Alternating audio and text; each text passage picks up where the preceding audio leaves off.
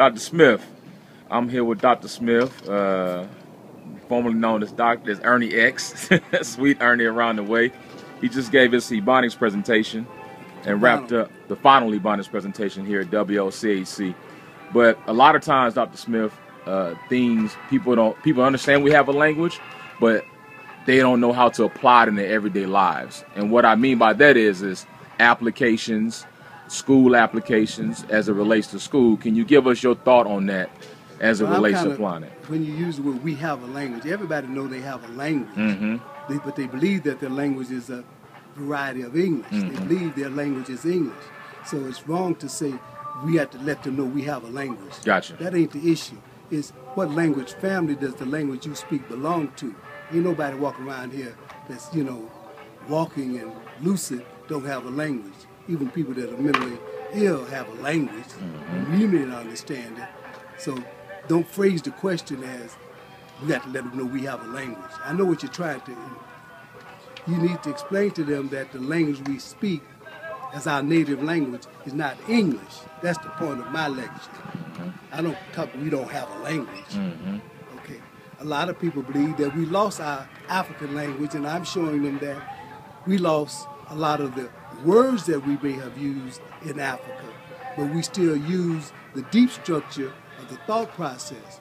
Everything that an African does, even as an enslaved African, is an African doing it. His adaptation to the conditions of enslavement are uniquely African in the diaspora. The diaspora includes the South Sea Islands off the coast of South Carolina and Georgia, the area around Louisiana Gulf where the French had territory all the way up into St. Louis before Thomas Jefferson made the Louisiana Purchase. A lot of our people came from areas where French was the colonization by Europeans in the American hemisphere. But in Jamaica, Cuba, the Sea Islands out there, Dominican Republic, Haiti, all those places, we were brought from Africa speaking African languages.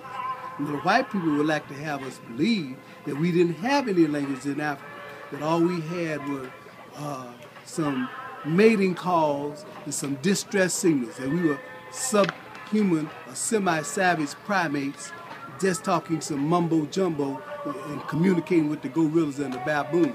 That's the image they want Africans to have of themselves here in the diaspora, and white people to have of Africans who they brought from Africa. They don't even acknowledge us having any human existence. And that's what they did by considering us 3/5 of a human being in their constitution, okay, that we was just livestock, okay? And because of that image that they have and still want to preserve, they're using a sophisticated method now of reintroducing enslavement, okay, to black people through the prison system, through the foster care system. All of that's a part of it. But getting more to the point that you're interested in, which has to do with our children being enrolled in school. And most black people don't know that if they identify English as their home language, they're going to be tracked into a certain level of education that they are not going to be getting if they identify their language at home as a language other than English. Many black people do identify a language other than English as their home language and still are being denied the services. In Oakland, when the people were putting Ebonics down as their home language, those parents went to the school board and said that they wanted their children to get the same thing that Vietnamese, Cambodians, Latinos, Chinese, and everybody else whose home language is not English to get. They said that identified an African language as their home language, and they wanted ESL, English as a second language, or some specially designed alternative instruction English rather than throwing their kids into the mainstream classroom with English speakers. Now, the majority of the people who are black in Oakland were putting English down. So the resolution that the board passed in Oakland had nothing to do with the parents who had identified their home language as English. This was unique to those people who were putting Nigrtian, Osirian, Ebonics, but Ebonics was the one that the press got a hold of because that had become known to the Linguistic Society of America, okay, as one of the varieties that was popular amongst black people in academia. The black studies departments in most universities, the Afrocentric professors in the black studies department were already aware of Ebonics back in the early 70s, right after the term got coined. I'm talking about people like Asa Hilliard, Malefi Asante, Wade Nobles, all of the Black Psychology Association. All of those brothers and sisters were very familiar. In fact, the term Ebonics was coined by one of the presidents, the founders of the Association of Black Psychologists, Robert Williams. So the term was known among black academicians ever since 1973 when it was first coined. But it took to 1996 for the mass media to get a hold of it, and they tried to make a big joke out of it. Mm-hmm. Jesse Jackson and that fool Bill Cosby, the buffoon, came out trying to condemn what the Oakland School District was trying to do. And all the school district said was if they identify their home language as a language other than English, they have the right to the same services that any other people who identify their home language as a language other than English get. Gotcha. Now, my next question is I was talking yesterday to some sisters who go into county buildings looking for services. And I made them aware that upon entering to the county building or applying for services, they have the right to an interpreter. Can you relate that to Ebonics for me? To whatever extent you come to a public office for services, they're obligated by law to provide services to you in a language that you can understand. They will give you a primary language designation form. That's what it's called in the county of Los Angeles. If you put English down, they're going to give you an English speaker. If you put a language other than English, they have to find someone to interpret or translate for you. That's by law. Most black people go for county services. They're given a primary language form, and they put English down. So they ain't going to get nothing but what they get. Mm-hmm. Okay? If you identify your home language, your language as a language other than English, they're by law obligated to find someone that speaks your language and give you services in the language that you can understand. Indeed.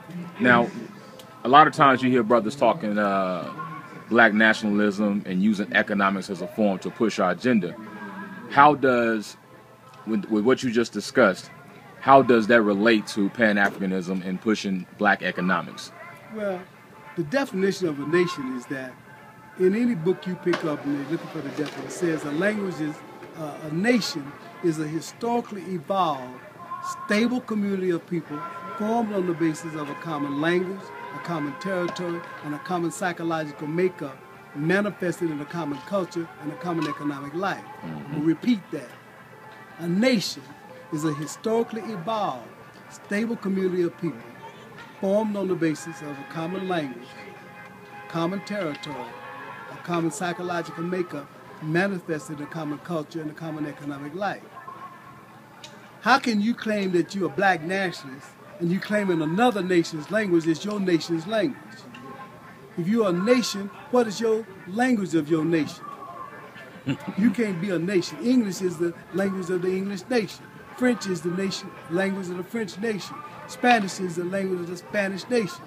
Chinese is the language of the Chinese nation. Mm-hmm. You can't call yourself a nation and don't have a language that you can claim as your language. Mm-hmm. So the least Afrocentric black nationalists, all they have the sense to do is stop declaring another language of another nation as his nation's language. Mm-hmm. First thing you need to do is define your language that represents your thoughts, your common ancestry, your common psychological experiences. Okay? There are common intersecting events, common experiences in the lives of black people in America that give us a unique ability to adopt a lot of words from a lot of different languages and have a communication system that is unique to us as descendants of Africa in diaspora. Mm-hmm. Indeed, I appreciate you breaking that down, because a lot of times I try to explain to people they're willing to claim the culture, but they don't attach the language along with it. Because they want to be white. They still got that vestige of European identity that they ain't gonna give up. Mm-hmm. And they'll tell you, they're my color, but they're not my kind. I'm an individual. Okay? Don't bet you by golly wild Negroes don't identify except verbally. Mm-hmm. They have no intention of ever being really in the deep structure African. Now, the reason I asked you that question is that me and brothers was having a talk, and they were talking about that we needed financial support. I explained to them that we can have people in public office or use or giving our people services when they go into public places. You got people working in the county that do what we're talking about every day, but they're not being paid. See, exactly. There are people who are Spanish, Korean, Vietnamese, Cambodian, who are paid to provide interpretation and translation to their people. Mm-hmm. Now, black people doing the same thing, but because they think they're just speaking a different dialect of English, they're not even demanding service or compensation for the service that they're providing. Good, effective black school teachers have to do that every day, but they're not taught the difference between what they're doing as English as a second language and thinking that they're teaching a child who's got some mental retardation or learning disability. Indeed. They think that they're helping a child with learning disabilities as opposed to a child whose mother tongue is not English, transition from the home language to the English language. Dr. Smith, I appreciate you because that really breaks it down. Because a lot of times people hear your presentation and they just think that it's just linguistics, but they don't know how to apply it in their everyday lives. They don't want the science. Mm-hmm. And I have to do what I do because I know how a lot of people will try to shoot you down, you understand me, using science, and go away thinking, oh, Ernie's just talking rhetoric. Mm-hmm. So lots of time my lectures are not to the audience, you understand me, because the fight that I got is against the black bourgeoisie. Mm-hmm. My fight ain't with the masses. Mm-hmm. Okay? My fight is with the black bourgeoisie, them handkerchief head Negroes, you understand, hog balls and hot sauce eating Negroes who don't want to identify with the mother country at all. Indeed. That's my biggest fight. Indeed, man. I appreciate you.